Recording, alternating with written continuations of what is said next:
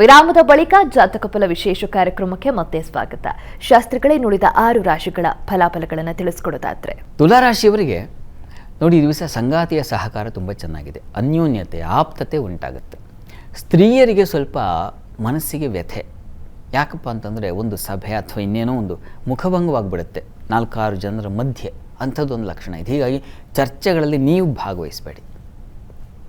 ಜೊತೆಗೆ ಈ ದಿವಸ ಸ್ವಲ್ಪ ಆರೋಗ್ಯ ಬಾಧೆ ಸೂಚಿಸ್ತಾ ಇದೆ. ಸ್ವಲ್ಪ ಎಚ್ಚರಿಕೆ ಬೇಕು.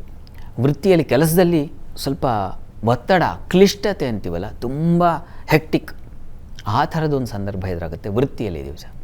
ಹೀಗಾಗಿ ಇದರ ನಿವಾರಣೆಗೆ ಈ ದಿವಸ ಅಮ್ಮನವರ ಸನ್ನಿಧಾನಕ್ಕೆ ಕ್ಷೀರ ಸಮರ್ಪಣೆ ಮಾಡಿ. ವೃಶ್ಚಿಕ ರಾಶಿಯವರಿಗೆ ದಿವಸ ವೃತ್ತಿಯಲ್ಲಿ ತುಂಬ ಅನುಕೂಲ ಫಲ ಸೂಚಿಸ್ತಾ ಇದೆ. ಕೆಲಸ ಕಾರ್ಯಗಳಿಗೆ ತೊಡಕಿಲ್ಲ, ಸಮಾಧಾನವಾಗಿ ನೆರವೇರುತ್ತೆ. ಈ ದಿವಸ ಸಂಗಾತಿಯಲ್ಲಿ ಸಣ್ಣ ಪುಟ್ಟ ಮನಸ್ತಾಪಗಳು ಸೂಚಿಸ್ತಾ ಇದೆ.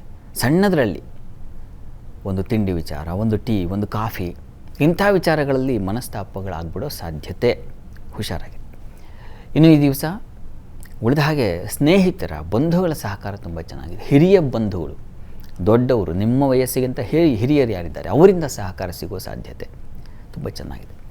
ಪ್ರಾರ್ಥನೆಗೆ ದಿವಸ ಲಕ್ಷ್ಮೀನಾರಾಯಣರ ಪ್ರಾರ್ಥನೆಯನ್ನೇ ಮಾಡಿ. ಧನುರಾಶಿಯವರಿಗೆ ದಿವಸ ವೃತ್ತಿಯಲ್ಲಿ ಸ್ವಲ್ಪ ಪರಿಶ್ರಮ ಹೆಚ್ಚು, ಕೆಲಸದ ಒತ್ತಡ ಹೆಚ್ಚಾಗುತ್ತೆ. ಬಂಧುಗಳಲ್ಲಿ, ಮಿತ್ರರಲ್ಲಿ ಅಸಮಾಧಾನದ ಫಲ ಸೂಚಿಸ್ತಾ ಇದೆ. ಹೀಗಾಗಿ ಸಮಾಧಾನವಾಗಿರಿ. ಪ್ರಯಾಣದಲ್ಲಿ ಸ್ವಲ್ಪ ತೊಂದರೆ ಸೂಚಿಸ್ತಾ ಇದೆ. ಆದರೆ ಬುದ್ಧಿವಂತಿಕೆ ಇದೆ.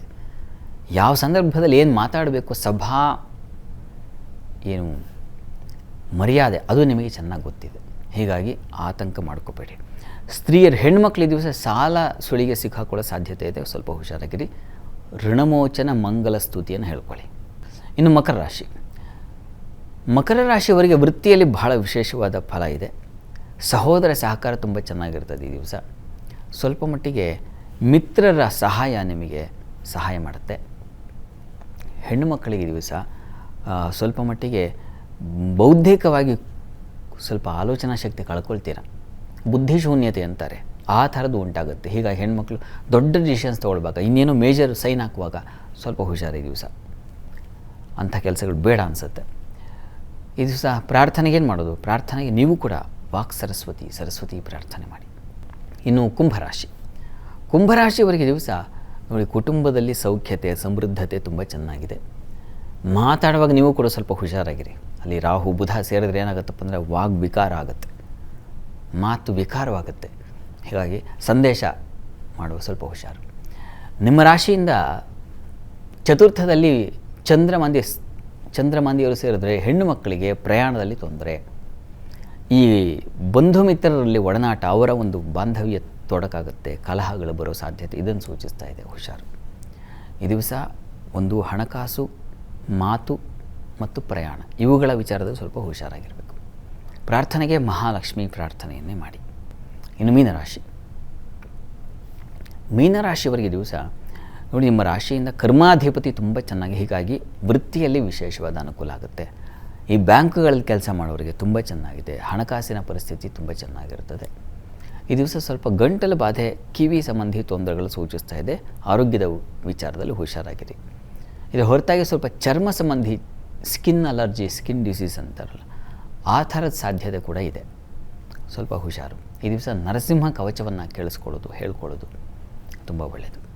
ಈ ದಿವಸ 12 ರಾಶಿಗಳವರು, ರಾಶಿ ಗೊತ್ತಿಲ್ಲ ಅಂತಕ್ಕಂಥವ್ರು ಹೇಳಬಹುದಾದ ಸರಳವಾದ ಮಂತ್ರ ಯಾವುದು ಗಮನಿಸಿ. ಓಂ ಶ್ರೀಶಾಯ ನಮಃ, ಕೃಷ್ಣ ಮಂತ್ರ ಇದು. ಈ ಮಂತ್ರವನ್ನು ಹೇಳ್ಕೊಳ್ಳಿ, ಮನಸ್ಸಿಗೆ ಸಮಾಧಾನ, ನಿರಾಳತೆ ಉಂಟಾಗುತ್ತೆ.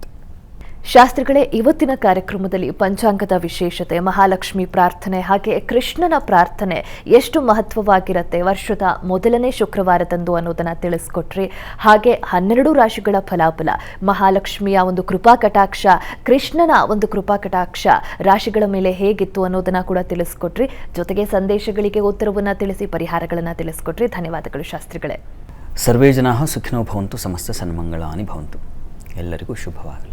ನೋಡಿದ್ರಲ್ಲ ವೀಕ್ಷಕರೇ, ವರ್ಷದ ಮೊದಲನೇ ಶುಕ್ರವಾರ ಪಂಚಾಂಗದ ವಿಶೇಷತೆ, 12 ರಾಶಿಗಳ ಫಲಾಫಲ ಹೇಗಿತ್ತು ಅನ್ನೋದನ್ನ. ಇದಾಗಿತ್ತು ಇವತ್ತಿನ ಜಾತಕ ಫಲ ಕಾರ್ಯಕ್ರಮ. ನೇರ, ದಿಟ್ಟ, ನಿರಂತರ ಸುದ್ದಿಗಾಗಿ ನೋಡ್ತಾ ಇರಿ ಏಷ್ಯಾನೆಟ್ ಸುವರ್ಣ ನ್ಯೂಸ್.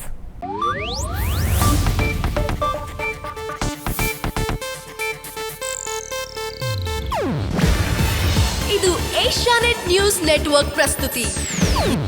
ನೀವು ನೋಡ್ತಿದ್ದೀರಾ ಏಷ್ಯಾನೆಟ್ ಸುವರ್ಣ ನ್ಯೂಸ್.